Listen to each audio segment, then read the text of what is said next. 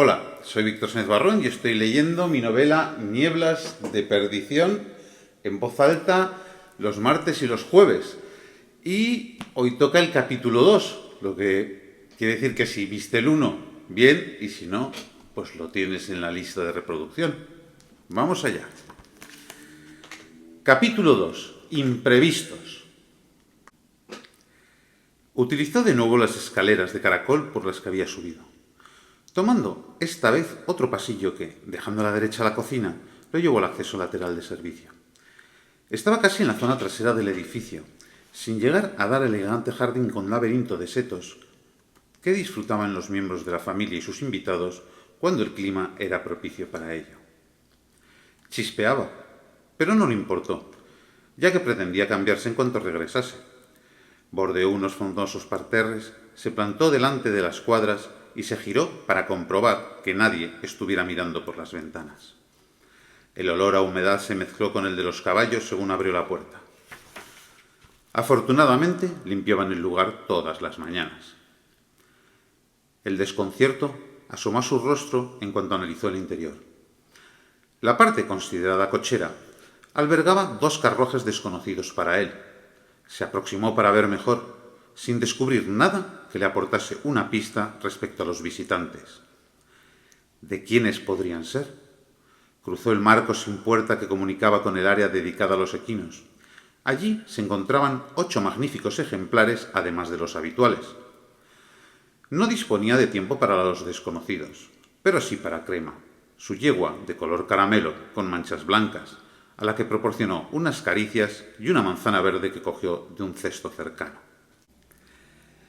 Aprovechando la proximidad y por evitar llenar el orinal de su habitación, que ya habrían vaciado, pasó a la sección de herramientas, caminó hasta el gallinero y utilizó el sencillo retrete sin desagüe. Al salir por la estrecha portezuela de este, ajustándose la camisa por si acaso se topaba con alguien en el camino de regreso, el viento lo azotó con fuerza, obligándole a clavar de lado los pies en el suelo de tierra para evitar ser desplazado. Alzó la vista sin acabar la tarea. La oscuridad se cernía sobre el mundo. Aquello iba más allá de simples nubes densas que tapaban la luz. La propia niebla se había vuelto negra, no intensamente gris, sino azabache como el polvo de carbón puro, superando el tono de las emisiones de la única locomotora que había visto en su vida, haciendo que no pudiera vislumbrar su propia casa, que se hallaba a tan solo 15 o 20 metros. Entrecerró los ojos instintivamente, dándose cuenta al poco de que se trataba de un gesto innecesario. No había partículas en suspensión, como con el humo, las polvaredas mineras, o cuando el viento levantaba tierra. Tan solo se trataba de una neblina arrastrada por el potente aire, negra a pesar de parecer estar compuesta únicamente por la humedad no demasiado fría. Palpó su rostro y analizó las gotas recogidas por sus largos y pálidos dedos. Ese agua era transparente, pero lo que la traía, no. El entorno resultaba escalofriante, una negrura eterna que lo cubría absolutamente todo. Echó la mano a la pared que sustentaba la salida que acababa de utilizar, desconcertada, buscando sujeción. Sus prendas se agitaban con violencia y el pelo le golpeaba la frente una y otra vez. Siempre le había gustado la blancura de la niebla, esa limpia claridad que le confería cierto misterio al entorno, pero la naturaleza de aquello era opuesta. Poseía un matiz siniestro, algo desconsolador, que calaba por los poros de la piel y se introducía hasta devastar la psique. Estaba cansado y más triste que antes. Le costaba mantenerse en pie.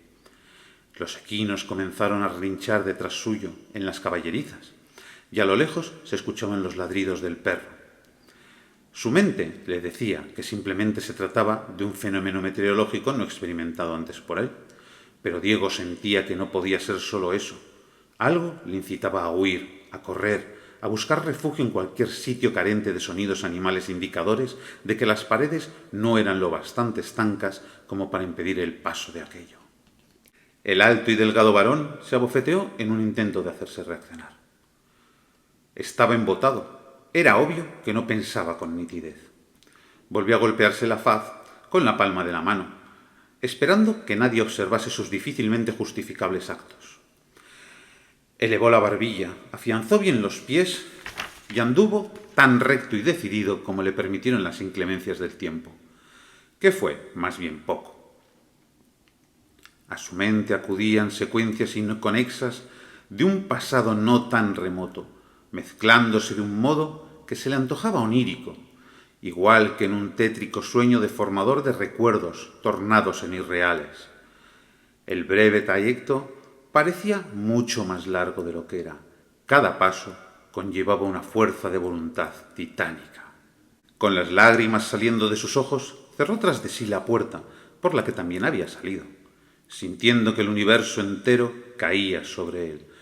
Tomó aire a bocanadas, llenando sus pulmones tanto como pudo. Se permitió unos segundos y secó su rostro, antes de subir hasta su habitación y vestirse adecuadamente. Mientras se peinaba, le vino una idea acerca de cómo averiguar lo que deseaba saber.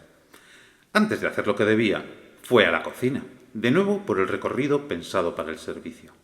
Los excelsos aromas y el calor de la estancia le llenaron de consuelo. Allí ya estaba todo preparado para la comida. Mauro, el cocinero jefe, miraba con satisfacción la labor realizada, y Petra, la sirvienta más longeva y ama de llaves, regañaba a la chica que menos tiempo llevaba ya trabajando en la casa. Estaba muy bien considerado que se ocupara un varón de dirigir los menesteres alimenticios, aunque en la mayoría de los hogares lo hicieran féminas.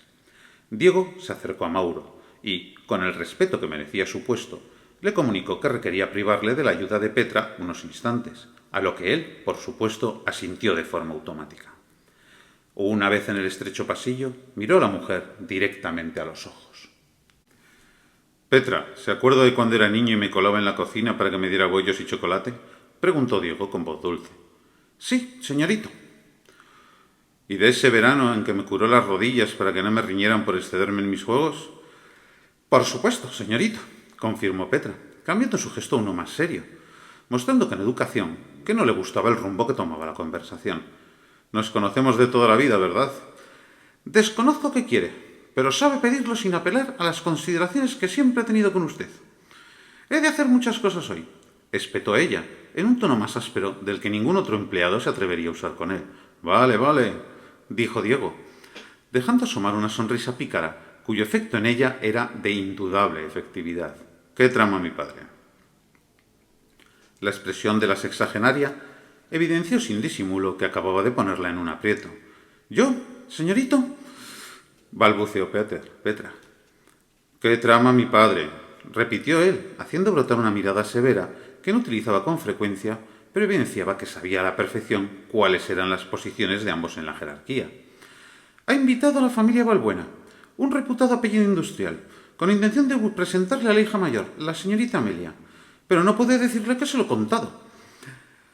«Puedo hacer lo que me venga en gana», respondió con firmeza, alterado por la noticia. «Por favor», suplicó Petra, de una manera impropia de ella. «Sabe que no diré nada», comentó él, con un alzamiento de comisuras labiales natural que tranquilizó a su interlocutora. «¿Es lo que temo?». «Sí, señorito. La comida será informal a la vez que excelente y luego, en algún momento de la tarde, su padre le comunicará sus pretensiones. Ha pedido que limpien las copas de su despacho antes de las 6, así que es posible que lo suba allí para que se haga una idea de cara a la cena». Casarse con una desconocida no entraba dentro de sus planes a corto plazo, aunque sabía que, antes o después, Santiago se las ingeniaría para que fuera así, y del modo que convenía.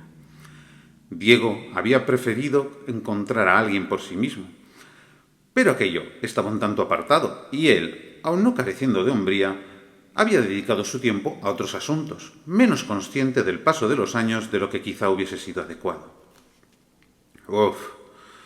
Debería haber aceptado ir a la universidad, pensó en voz alta, con una cercanía poco habitual. Me habría dado más tiempo. «No tiene edad de seguir jugando, ya es usted un hombre», aleccionó ella, dotada por un arrojo atípico, motivado por los años compartidos. «Por cierto, muchas felicidades». «Estudiar en la biblioteca, formándome siguiendo un criterio propio, igual que mi abuelo, no es ningún juego». «Gracias, Petra. Algún día sabré recompensarla por sus atenciones. ¿Me permite irme?». «Claro, claro», consintió, asintiendo gestualmente mientras reflexionaba. Sacudiéndose de encima las tribulaciones que asediaban su mente, Diego puso su mejor cara se colocó las solapas de la chaqueta y entró con paso decidido en el antecomedor. 7 desconocidos acompañaban a padre y abuelo, degustando unos sofisticados sorbetes. El fonógrafo emitía música de violín con una sonoridad metálica y de inferior calidad a la que otorgarían intérpretes de verdad, pero cumpliendo su función mucho mejor que la ausencia de melodía. Las conversaciones se interrumpieron ante la entrada triunfal y fingidamente optimista del apuesto varón, que se disculpó con gracia por su tardanza, añadiendo que era aficionado a los paseos matutinos. Todos felicitaron al cumpleañero casi al unísono, alzando sus finas copas sin que se tocasen, en un sobrio brindis improvisado. Santiago, fornido y con un poblado bigote, se aproximó hasta su hijo y le presentó a Ignacio Balbuena y su mujer Elsa, ambos muy elegantemente vestidos, y luego procedió con el resto de los presentes. Diego apenas se enteró del nombre de la mayoría de ellos, o qué puesto ocupaban en la familia convidada, ya que una persona resaltaba entre todas las demás. Aun cumpliendo con el protocolo, sus retinas no podían liberarse de la espectacular imagen de aquella rubia de cabellos rizados y curvas sugerentes, vestidas con estampados y telas bordadas de las más exquisitas manufacturas.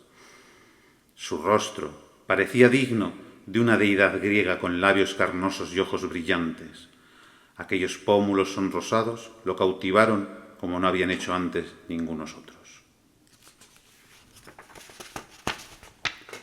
Ella le dedicó una sonrisa desde el fondo de la estancia, dándole a entender que él estaba observando con demasiada atención como para que no se hubiese percatado del efecto que causaba en él. Tras las diversas formalidades con tío, primos y hermano, Santiago le presentó a Amelia, cuyos padres se habían ubicado justo al lado. Su embriagador perfume eclipsó los aromas gastronómicos procedentes del cercano comedor y todo alrededor de ella se volvió borroso. Por la forma de reservarla para el último momento, Diego no tuvo ninguna duda de que dicha mujer era la elegida para él. Desde luego, aquella no era la hija obesa, poco agraciada y carente de conversación que se había imaginado durante el breve recorrido de la cocina a la estancia en que se hallaba. Podía escuchar sus propios latidos entre el murmullo del grupo allí reunido, de forma tan atronadora que notaba presión en los oídos. El próximo día, el capítulo 3.